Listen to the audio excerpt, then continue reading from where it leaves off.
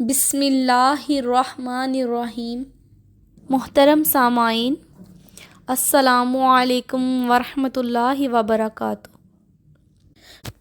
قرآن و حدیث میں رمضان المبارک کے بے انتہا فضائل بیان کیے گئے ہیں اور اس کے ساتھ ہی ساتھ احکامات بھی دیے گئے ہیں۔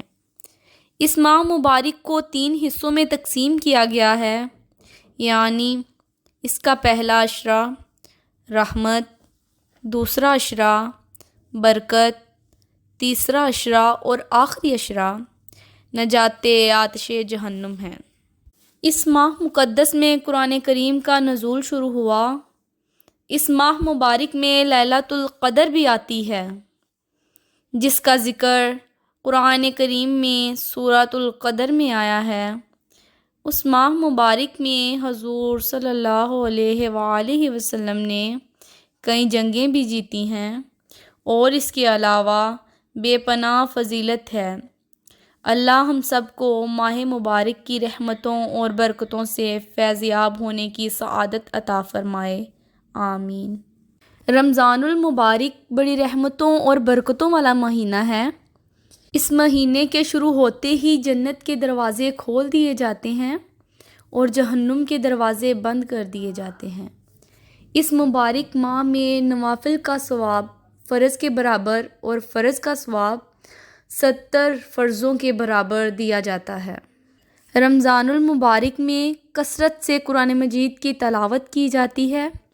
اس ماہ مقدس میں روزانہ عشاء کی نماز کے ساتھ نماز تراویح ادا کی جاتی ہے۔ صدقہ اور زکوٰۃ خصوصی طور پر اس ماہ میں ادا کیے جاتے ہیں۔ سحری اور افطاری کا اہتمام بھی خاص طور پر کیا جاتا ہے۔ رمضان المبارک میں ایک عبادت اعتکاف بھی ہے۔ اس ماہ کے آخری عشرے میں اعتکاف کیا جاتا ہے۔ رمضان المبارک کے آخری عشرے کی طاق راتوں میں ایک رات شب قدر کی آتی ہے۔ یہ رات 1000 مہینوں سے افضل ہے۔ قرآن مجید میں اللہ تعالیٰ ارشاد فرماتا ہے، ترجمہ: شب قدر 1000 مہینوں سے بہتر ہے۔ جب رمضان المبارک کا مقدس اور محترم مہینہ سایہ فگن ہوتا ہے، نبی کریم صلی اللہ علیہ وآلہ وسلم صحابہ کرام کو مبارکباد دیتے اور خوشخبری دیتے۔ ماہ مقدس کے آتے ہی آپ صلی اللہ علیہ وآلہ وسلم کی عبادت اور ریافت، ذکر و دعا، تلاوت قرآن مجید اور سخاوت میں عام دنوں کی نسبت اضافہ ہوتا جاتا تھا۔ نبی کریم صلی اللہ علیہ وآلہ وسلم کثرت سے قیام اللیل فرماتے اور صحابہ کرام کو بھی اس کی ترغیب دیتے۔ حضرت جبرائیل امین رمضان المبارک کی ہر رات میں ملاقات کے لیے حاضر ہوتے اور نبی کریم صلی اللہ علیہ وآلہ وسلم کے ساتھ قرآن مجید کا دور فرماتے۔ حضرت عائشہ صدیقہ رضی اللہ تعالی عنہ فرماتی ہیں، جب رمضان المبارک کا آخری عشرہ آتا تو نبی کریم اپنا تہہ بند مضبوط باندھتے اور راتوں میں خود بھی جاگتے اور اپنے گھر والوں کو بھی جگایا کرتے۔ نبی کریم صلی اللہ علیہ وآلہ وسلم باقاعدگی سے رمضان المبارک کے آخری عشرے کا اعتکاف فرماتے۔ حضرت عائشہ صدیقہ فرماتی ہیں کہ رسول اللہ صلی اللہ علیہ وآلہ وسلم رمضان المبارک کے آخری عشرے کا اعتکاف فرمایا کرتے۔ حضرت ابو ہریرہ رضی اللہ تعالیٰ عنہ سے مروی ہے کہ حضور صلی اللہ علیہ وآلہ وسلم نے روزے کی فضیلت بیان کرتے ہوئے فرمایا، جس حالت ایمان ثواب کی نیت سے رمضان کے روزے رکھے، اس کے سابقہ گناہ معاف کر دیے جاتے ہیں۔ حضور صلی اللہ علیہ وآلہ وسلم نے فرمایا، روزہ جہنم کی آگ سے ڈھال ہے، جیسے تم میں سے کسی شخص کے پاس لڑائی کی ڈھال ہو۔ حضرت ابو ہریرہ رضی اللہ تعالیٰ عنہ سے مروی ہے کہ حضور صلی اللہ علیہ وآلہ وسلم نے فرمایا، آدم کے بیٹے کا نیک عمل 10 گنا سے لے کر 700 گنا تک آگے جتنا اللہ چاہے بڑھایا جا سکتا ہے۔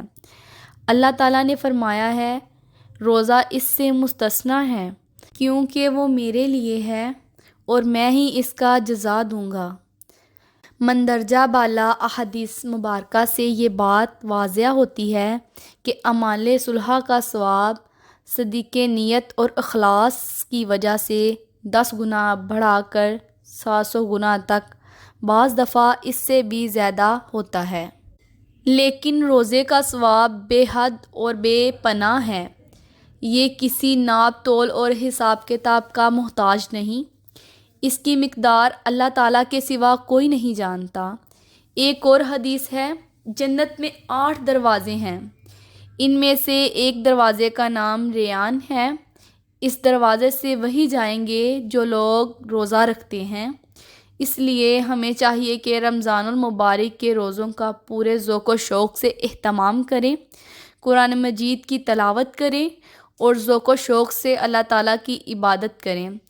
روزہ اللہ تعالیٰ کی ایک اہم عبادت ہے جو مسلمانوں کی جسمانی اور روحانی تربیت کا ایک اہم ذریعہ ہے۔ روزے کے احکام کی مکمل پیروی کر کے ہم ایک حقیقی معاشرے کی بنیاد رکھ سکتے ہیں۔ یہ ضروری ہے کہ ہم رمضان المبارک کے روزوں کا اہتمام کریں اور دعاؤں میں نہ صرف اپنی تربیت اور اعلیٰ اخلاق کے حصول کی دعا کریں بلکہ پورے معاشرے کی خیر خواہی کے لیے دعا کریں۔ ویڈیو پسند آئی ہو تو لائک کریں، چینل کو سبسکرائب کریں اور ایک پیارا سا کمنٹ کریں۔ اوکے، اللہ حافظ۔